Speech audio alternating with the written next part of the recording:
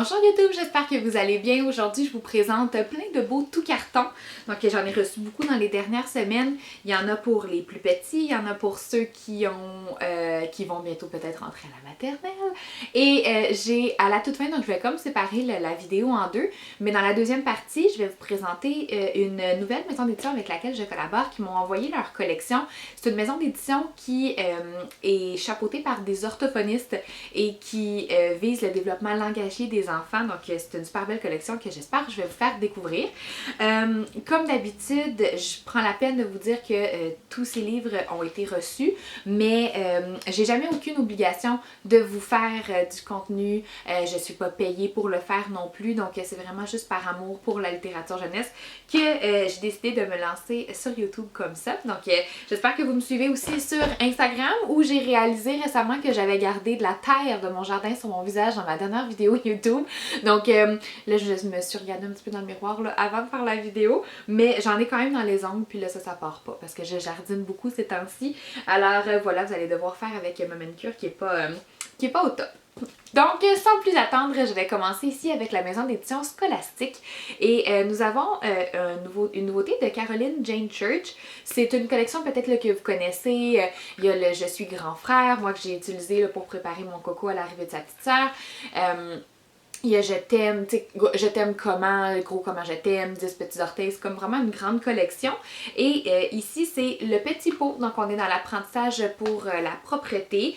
Et on parle des petites culottes, on parle de qu'on doit se dépêcher quand on ressent l'envie, qu'est-ce qu'on peut faire sur le pot et tout ça. Donc si vous êtes là-dedans avec vos cocos, ben c'est une... Puis si en plus il connaît l'univers de cette collection-là, ben je vous la recommande évidemment fortement.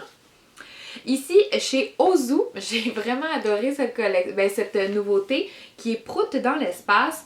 On a plusieurs animaux qui s'envolent dans une fusée pour l'espace, sauf qu'il y a une odeur qui pue. Donc, il y a quelqu'un qui fait un pet. Et à chaque page, dans le fond, tu sais, c'est dynamique. C'est nous-mêmes, dans le fond, là, qui relevons le fameux pet. Donc, ça a été un hit, évidemment, pour mon garçon. Et dans le fond, à chacune des pages, on pense que c'est un animal. Et donc, on l'envoie, là, on le jette en dehors de la fusée. Mais finalement, c'est jamais lui, jusqu'à ce qu'à la toute fin, on découvre c'est qui. C'est comme notre mission, là, pendant la lecture, de découvrir c'est qui pète et qui pue comme ça. Alors, juste de le dire comme ça, là, mon garçon, là, il riait. Ha ha ha, pète et pue, là, c'est deux mots qui le font bien rire ces temps-ci. Comment habiller son hippopotame en été, c'est de Amélie Legault aux éditions Les Malins. Puis ça ici, on avait comment habiller un hippopotame en hiver. Là ici, en été, en fait, l'hippopo, elle veut se mettre en maillot de bain pour aller se baigner parce qu'elle a trop chaud. Donc elle va devoir enlever. Donc pour l'hippopotame en hiver, on devait mettre plusieurs couches. Là ici, on doit enlever tout ce qu'elle porte jusqu'à ce qu'elle ne porte que le maillot de bain. Puis là, tu sais, la petite chute là, qu'elle arrive dans l'eau. Puis tu sais, je vais vous montrer comment elle a mis là, sa culotte, elle l'a mis sur sa tête. Ça aussi, ça va bien faire rire mon garçon. Ensuite, dans les éditions Les Petits Génies, on en a plusieurs. Puis ici, je l'ai mis dans la collection tout carton, mais honnêtement, ça aurait pu être dans la collection documentaire. Même que, en y pensant, je pense que je vais l'ajouter dans la prochaine vidéo, des documentaires, parce que c'est mon encyclopédie des fêtes du monde. Et on en apprend tellement. C'est vraiment une belle collection d'encyclopédies pour les tout petits. Le dynamisme dans l'intérieur, c'est vif, c'est intéressant. C'est sûr qu'on est dans une encyclopédie, on est vraiment définitivement ailleurs qu'avec mon coco de 2 ans, mais je les garde en attendant. Puis tu sais, je pense que ça peut même être utilisé là, au primaire là, dans le cadre d'un enseignement. Les pages sont plastifiées, les coins sont arrondis, donc tout est réfléchi pour que ça puisse être manipulé par les enfants. C'est pour ça que je le mets dans les tout cartons. Mais sur toutes les fêtes, dans le fond, là, on a autant le Carnaval de Québec, que j'ai trouvé intéressant qu'on ajoute, que des fêtes dont j'étais même pas moi-même au courant que c'était une fête qui était célébrée en quelque part dans le monde. Alors voilà, je l'ai trouvé super intéressante. Puis tu sais, je me dis ça peut être un livre qu'on garde dans la bibliothèque à la maison, puis qu'à chaque fois qu'il y a une festivité justement, mais qu'on va aller lire, parce que là mon garçon a commencé la phase du pourquoi, puis là c'est pourquoi c'est la fête maman, pourquoi c'est ci, pourquoi c'est ça, donc je pense que c'est le genre d'ouvrage qui pourrait m'aider dans mon rôle parental envers mon garçon. Ensuite, nous avons deux devine et trouve. C'était la première fois que j'avais, je sais pas si c'est une nouvelle collection, mais c'est vraiment chouette parce que on a dans le fond une, tu sais, si je vous montre ici par exemple les couleurs. Donc ici, on a un plateau qui est tout rouge, puis c'est comme un cherche et trouve, mais au lieu de chercher, par exemple, dans le fond, il faut que l'enfant devine de quoi on parle et ensuite il doit le trouver sur l'image. Je donne un exemple. Je suis un fruit rouge en forme de cœur. Ma peau est couverte de grains jaunes. On me cueille dans des plantes basses. Juteuse et sucrée, je suis délicieuse nature ou en confiture. Puis là, on regarde, mais dans le fond, tu sais, il y a comme plein d'aliments qui sont rouges. Donc, il y a quand même un aspect que l'enfant doit être attentif. C'était difficile, mettons, là, pour mon garçon. Il n'est pas encore tout à fait rendu là, dans son développement. Et dans le fond, quand on ouvre ici, ben, on voit que c'était une fraise, puis là, ensuite on peut aller la chercher dans l'image. Donc il y a sur les couleurs et il y a aussi à la ferme. Donc je vous dirais qu'à la ferme, c'était plus facile là, pour mon coco. Donc par exemple, je suis un animal. Donc définitivement ici, ben là, on peut... Tu sais, je pense que ça a été fait pour que l'enfant sache justement rapidement quoi chercher.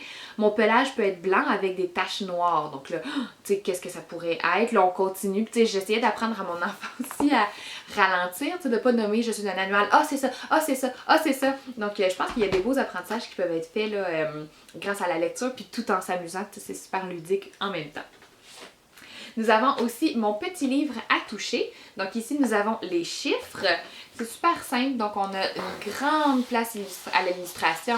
On a des textures qui sont agréables. Donc ici, un arc-en-ciel, deux escargots, puis en plus on a la spirale. Puis ce que j'aime aussi, c'est que dans les illustrations, on a beaucoup de matériaux différents qui ont été utilisés. Donc un certain collage, on a comme du recyclage. Il y avait une page, ah oui c'est ça ici, tu sais même que je me disais ça pourrait être intéressant à reproduire avec des enfants comme bricolage, les petits poissons avec des matériaux recyclés. Donc on a les chiffres et on a aussi les lettres de l'alphabet. Et parlant donc de chiffres et de lettres de l'alphabet, je vais tout de suite vous présenter. J'ai reçu ça aussi, ce sont des ardoises. Donc c'est comme des grandes feuilles plastifiées, ça vient également avec le crayon effaçable. Et dans le fond, le but étant de reproduire, dans le fond, c'est plein de petites activités à faire avec les enfants. Donc je me dis, tu sais, je sais qu'il y a des enfants qui ont vraiment un grand intérêt là, avant de commencer la maternelle. Donc ça, je pense que ça pourrait être parfait. C'est fait de façon ludique. On a autant des chercher-trouve. On peut venir parfois pratiquer là, la calligraphie. Des fois, on a des lignes, tu sais, juste le tracé aussi. Là, en termes d'ergonomie, c'est important. Tu sais, comme vous pouvez voir, ben là, on l'a pratiqué avec mon garçon. Tu sais, c'est sûr que là, ça dit 4 ans et plus. Mon garçon, il a 2 ans et demi, là, on s'entend. Mais, tu sais, juste aller tracer sur les lignes, c'est un début aussi, là, même à son âge. Donc, puis le fait que ce soit un crayon qui s'efface, on a trouvé ça bien festif à la maison, là, je vous le dis. Donc, ça dit, j'ai dit 4 ans et plus, mais en fait, ça dit 3 ans et plus. Puis, comme je vous dis, là, c'est vraiment d'y aller selon les intérêts des enfants. Puis, l'été, pourquoi pas, là, entre... tu sais, justement, là, quand on a cet intérêt-là là, pour l'école, ben ça, je pense que ça peut être une belle façon de nourrir l'intérêt sans non plus que ça devienne là, vraiment prescriptif puis obligatoire. Puis, tu sais, juste qu'on soit dans l'amusement puis dans la découverte des lettres, des lignes et tout ça. Et maintenant, donc, je vous amène avec la maison d'édition. Donc, c'est chapeauté la plupart des titres, c'est Caroline Martin ou Marie-Claude Dufour, mais tout ça pour dire que ce sont deux orthophonistes et c'est une maison d'édition qui est, oui d'abord québécoise, mais qui est chapeautée par des orthophonistes et qui ont voulu créer du matériel pour le développement langagier, pour outiller le parent avec le développement langagier de ses enfants. J'ai vraiment adoré ma lecture parce que, comme je vous dis, je me sentais vraiment outillée. Je vais donner un exemple ici. J'apprends à prononcer le son K avec le canard. Évidemment, c'est pas le titre que je vais dire à mon enfant. Là, on va aller lire le livre du canard, par exemple. Mais ce que j'ai aimé ici, c'est que dans la page ici, on vient expliquer avec un langage d'enfant comment prononcer le son K. Donc, là, j'ai dit K en fait, mais c'est K. Puis, on vient dire où placer la langue, comment... il y a même des trucs à associer entre le son, le bruit, avec un geste. Tu sais, c'est toujours dit pour que l'enfant comprenne, mais clairement, c'est aussi pour le parent, pour que le parent se sente outillé, donc à aider son enfant. Et donc, bref, je vais vous présenter les trois je pense qu'il y a comme 3 collections si on veut. Donc d'abord, nous avons ici des tout cartons qui sont pour les 6 mois et plus. Et ici, c'est J'apprends les sons. Donc ici, ce sont les sons, les consonnes et les voyelles F, V, E, 1. Puis là, on a la chèvre qui fait Dans le fond, ça, avec mon garçon, ce qu'on a aimé beaucoup, là, c'est l'aspect que c'est un livre qui va venir, qui est interactif avec le lecteur. Donc, l'enfant va venir le manipuler. Puis ça, même encore à 2 ans et demi, là, mon garçon, là, il est fan de manipuler les livres. Et là, ici, dans le son, on vient voir, donc ici, là, on vient pomper. Puis ça, on s'amusait avec mon garçon. Puis après, on venait identifier c'était où le son dans le mot qu'on venait lire ici. Puis, donc, on a plusieurs lettres, comme je vous dis là ici, là, on a le son V, le son E, le son E, le son 1. Voilà, donc j'en ai reçu 3. Donc il y a celle-là avec la chèvre ici, il y a celle-là avec la baleine, qui était la préférée de mon garçon, mais je peux même pas vous dire pourquoi, juste parce que on relie continuellement celui de la baleine. Et nous avons ici le TDNOU avec le cheval. Toujours dans le même principe là, que je vous ai présenté la première fois. Ensuite, un autre que mon garçon a aimé aussi, ils sont dans le 2 ans et plus. Donc, on est comme une coche un petit peu plus élevée en termes de difficulté. Puis là, on est dans le son K. Et là, dans le fond, moi, comment je le lisais avec mon enfant, avec mon garçon, c'est qu'on regardait l'image, puis là, avec le son K, on disait, qu'est-ce que tu penses qu'il fait, là, le canard? Fait que là, ce qui est intéressant, c'est qu'on vient aussi couper la phrase. Donc, le canard boit du café. Puis ça, je me disais, tu sais, moi en tant que prof, justement au primaire, je trouvais ça intéressant que l'enfant soit déjà sensibilisé avec le qui fait, tu sais, avec comment on formule une phrase, puis avec, tu sais, qu'est-ce qu'on en dit, et on en dit quoi, et tu sais, je trouvais que c'était intéressant, puis ça. C'est super simple ici. Le canard ici, il construit une clôture. Ensuite, le canard, il écoute le coq. Mais juste avec le petit rabat, c'est sûr que ça intéressait mon garçon, même si en théorie on n'a pas réellement besoin du rabat puisque l'image elle est textuellement ce que la phrase elle dit dans le fond là. Donc on va pouvoir aller dire la phrase sans soulever nécessairement tous les rabats. Et j'ai aussi le son de la souris.